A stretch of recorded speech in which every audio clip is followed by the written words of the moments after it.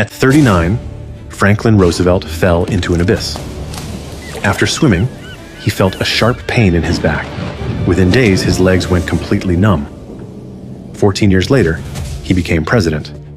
But in public, he was a man who always stood. Each speech, his son held him up. Steel braces hid under pants. The whole crowd played along. They all pretended his legs still worked. Roosevelt spent the rest of his life in a wheelchair. The thing that took him down was polio virus, a virus that had haunted for thousands of years. In the early 1900s, polio was summer plague. 1916, it hit the US, 27,000 paralyzed, 6,000 dead. Panic spread fast. Streets got sprayed with chemicals. People killed about 72,000 cats, thinking they were the cause. Kids were locked inside. Parents were afraid to touch newspapers, like the ink carried death. But all the isolation measures failed. Polio kept coming back. Every few years, it took away kids' ability to move. The cruelest part was its silence. Out of 100 infected, 95 had no symptoms. They never knew the virus passed through them. But the less than 1%? The virus crossed into their brain, got into their spinal cord, destroyed the motor neurons. If the brainstem was hit, the respiratory muscles stopped. Patients were awake as their lungs gradually shut down. Humans then built the iron lung, a big metal cylinder that pumps air in and out. The first ICU. But this was just defense. To win, we first had to know the enemy. 1909, Landsteiner proved polio was a virus.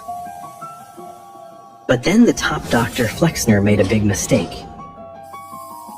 He claimed the virus only entered through the nose, then traveled to the brain. A whole generation of scientists went down the wrong path. To prevent it, they sprayed harsh chemicals up kids' noses. Thousands lost their sense of smell, some got burned. Until 1938, Sabin found the truth. The virus spread through poop and food. It replicated in gut, got into blood, hijacked CD155 protein on motor neurons, traveled back up to the spinal cord. There, it cut the link between nerve and muscle, turning kids into lifelong disabled patients. Humans finally figured out how the virus worked. A vaccine was urgently needed. But soon, human hit another wall.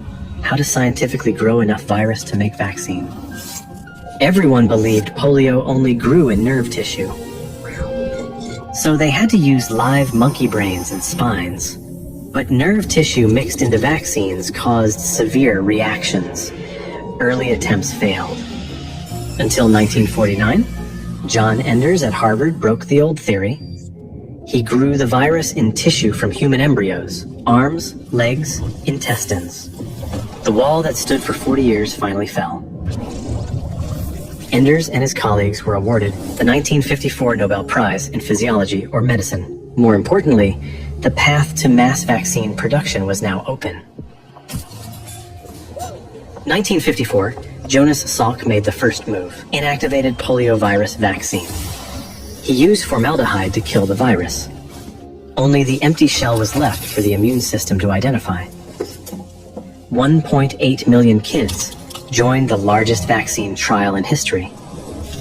When the results came back effective, church bells rang across America. Salk gave up billions in patent money as a gift to humanity. But the next year, disaster hit. A company called Cutter made a bad batch. Live virus went into the needles. 40,000 got infected, 164 paralyzed, 10 died.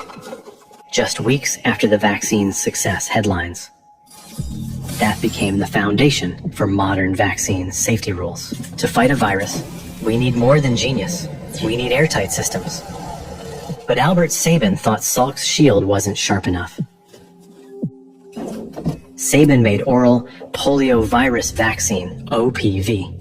He passed the virus through cells over and over until it was tame. It still replicated, still triggered immunity. When kids swallowed it, the virus produced antibodies and formed mucosal immunity in intestines. The weakened virus spread through communities, blocking polio at its source. Two paths, two philosophies. One prioritized safety, one aimed for complete elimination. For decades, both worked together, pushing the virus to the edge of civilization. But just when humans had the weapons to fight against virus, polio struck again. 1955, China had an outbreak. Hundreds of kids paralyzed. Parents lined up outside hospitals. Virologist Gu Fangzhou was called in. Back then, China had no cold chain, no good injection. If they copied the vaccine from the West, rural kids would never get protected. So Gu made a bold call. He would make the oral live vaccine. In the abandoned buildings of Kunming, during years of famine, Gu and his team lived next to monkeys. They made China's first batch of vaccine. Then came the real test, safety. Gu took a tube of the vaccine, drank it. His colleagues followed. A month later, the adults were fine. But adult safety didn't mean kids were safe. Gu went home, hid it from his wife, fed the vaccine to his 1-year-old son. His colleagues did the same. They tested it on their own children. That was scientists' conscience. What they got back was immunity for a nation. The liquid vaccine was bitter and hard to transport. Gu had an idea. Make it into candy. His team wrapped the vaccine in sugar, little white sweet pills. They flew into every village in China. July 21st, 2000. Gu, at 74, signed the WHO document. China was officially polio-free.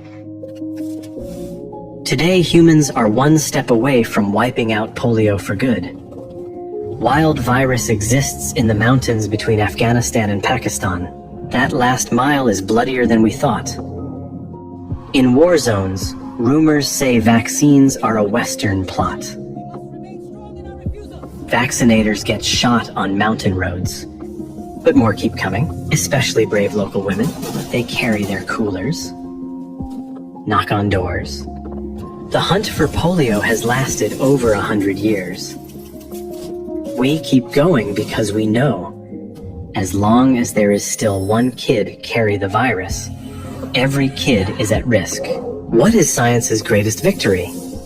Not making the strong get stronger, but letting the weak walk, even when nature says they shouldn't.